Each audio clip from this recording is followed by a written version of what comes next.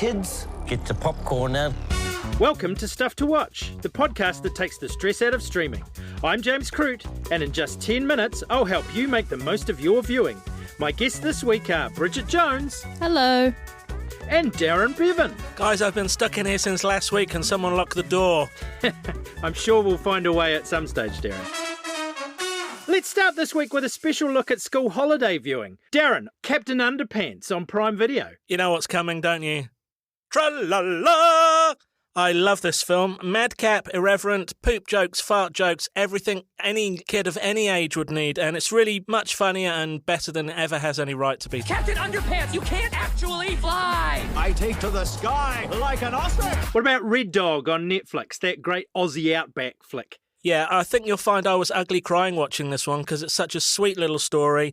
If you like The Littlest Hobo, a bit of charm and a bit of Aussie ockerism here and there, you'll be all good with that one. Speaking of ugly crying, Watership Down. It's currently on Netflix and Prime Video, but it is going to have special screenings on Whakatā Māori tomorrow night, Saturday. Yeah, I was going to say, I'm still too traumatised by the original animation, and I found out today 63 rabbits die in 91 minutes in this film. 63 rabbits! So, yeah, just go in with a bit of caution and enjoy the film that scarred us all for life. If the weather is really bad or you're having to isolate for a few days, there are a couple of quadrilogies on Neon. Hunger Games. What's your opinion of those flicks? I really did like the first few Hunger Games films, and then they split that last one, carrying on that awful trend of having two parts of finals of films. But, I mean, it's a really good series that's really well acted and shows Jennifer Lawrence at her very best and is really about dealing with peer pressure, which I think is possibly something that all kids and adults deal with from day to day. And also on the varying quality front, the original Batman quadrilogy. Everything from Michael Keaton to George Clooney with nipples. If we didn't have the horrendous puns, the horrific nipples on suits and those really bad Dayglow outings, we wouldn't have had the darker Pattinsons, we wouldn't have had the darker Bales, and the Batman series wouldn't have been like it is. So I think they're much underappreciated. Oh, look, Michael Keaton is still the best Batman for me.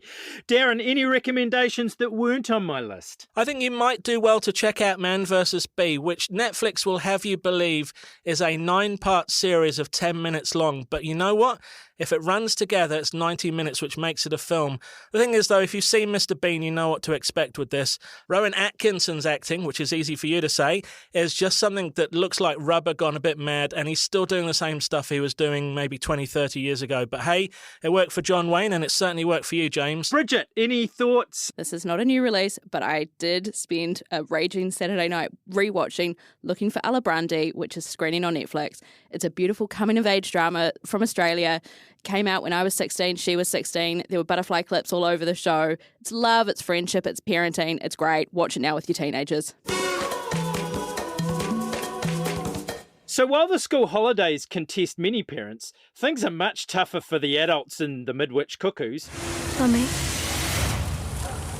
what have you done? Bridget, you've been watching this latest version of John Wyndham's classic sci-fi book? This series is so weird and so disturbing. It's a small, dull English town that changes completely overnight when a 12-hour blackout hits the town, knocking everyone out cold, and then when it's all over, all the women are pregnant. It's as weird as it sounds. The kids who eventually arrive a few months later turn out to be a group of creeps that cause all sorts of nightmares and danger for the people that are stuck raising them. It's a relatively pedestrian take on this story, but it's easily watchable. Kelly Hawes, who plays the therapist in this version of it, is brilliant as per usual, and the rest of the characters they're fine, but they're a little light. The thing that I took away from this show, though, was where do they find such creepy child actors? Honestly, these children will fill my nightmares for weeks. I kind of like this show in a weird way, but I found it a little bit too drawn out. I've watched the first episode and 20 minutes into episode 2, at which point I thought, I need to go and get some sleep here because this doesn't seem to be going anywhere fast. The great thing about episode 1 is just how many nightmarish scenes there are, how many weird ways of looking at bucolic England there can be, and there is one genuinely shocking moment in it towards the end. We're off to the cinemas now for a Marvel movie that may well have been released to coincide with the school holidays. It's the Taika Waititi directed Thor, Love and Thunder. Let me tell you the story of the space Viking. Darren. Yep, this is the latest Thor film. It's the fourth one in the Thor franchise. You try saying that after a few drinks. And it basically sees Chris Hemsworth's Thor in a bit of a midlife crisis, trying to work out what to do next after Avengers Endgame, and just kind of rattling around with the Guardians of the Galaxy as they do their thing. But Thor's desire to kick back and enjoy retirement as such is rudely interrupted when Christian Bale's Gore the God Butcherer shows up, threatening to kill everyone in Asgard and everyone he loves. So, of course, he's coaxed out of retirement and into maybe trying to save the day once again. It's very much a Taika joint. It's clearly obvious from the moment it starts, with a very interesting dark cold open before a guitar solo kicks in to make the Marvel Studios music, that this is a Thor film and it's also a Taika film. It's that mix of humour that you saw in 2017's Thor Ragnarok all over again, and it works largely, but it does start to feel a bit strained. Christian Bale is fantastic as this slithery, slimy Gore who's utterly terrifying, and saw some in the audience kind of holding coats over their heads and frightened. Hemsworth is great at the comedy, it's funny. Natalie Portman feels a little bit sidelined in truth as Lady Thor, and Taika Waititi is really the star of this, not just behind the cameras, but also in front, as Korg kind of steals the show, that rock god that he's done. All in all, it's a fairly enjoyable knockabout kind of film, but I do start to wonder whether Taika Waititi's pushed Thor as far as it can go this time around. We know that he loves to put little slices of Kiwiana in his Hollywood tales, old Taika. Certainly the big thing for Taika's take on Thor Love and Thunder is the massive reference to the Maori god of war, Tūmatua-Enga, who appears a couple of times in a sequence where Thor and his mates end up in a council of the various different kind of gods, and the cameras linger on her repeatedly. The audience, particularly that I saw it with, there was a little cheer and ripple that erupted when they saw this out there. So that's great to see Taika not giving up on his individual quest really for representation of the Maori way of life across the screens. Back to the grown-up stuff and life after life. We talked about time loop extravaganza, the Lazarus Project, last week. This, appropriate enough, feels like history repeating itself. Bridget, you loved Lazarus, but what about this one? Life After Life is screening now on TVNZ+. It's a bit of a tear-jerky kind of take on the time loop thing. Ursula, who is played by our very own Thomasin McKenzie, who is a superstar in the making, is born time and time again in 1910, or in other words, she keeps dying, thus the tear-jerking. Each time she's reborn, she lives her life a little bit differently, and each time she gets to live a little bit longer. It's not that she knows what's happening to her, but she has the sort of imprint of a memory of things to avoid or things to change. They're the two best words in the English language when you put them together.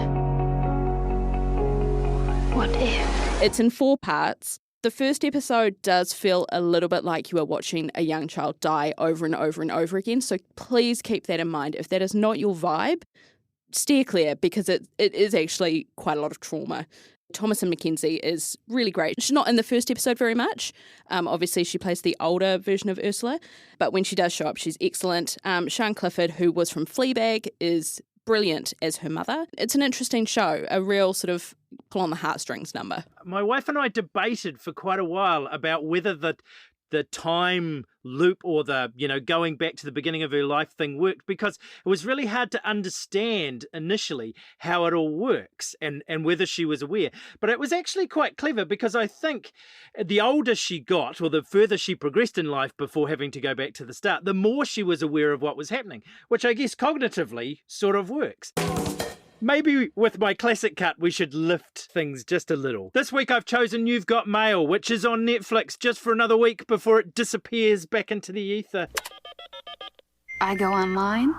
Welcome. And my breath catches in my chest until I hear 3 little words. You've got mail. Look, I love this rom-com.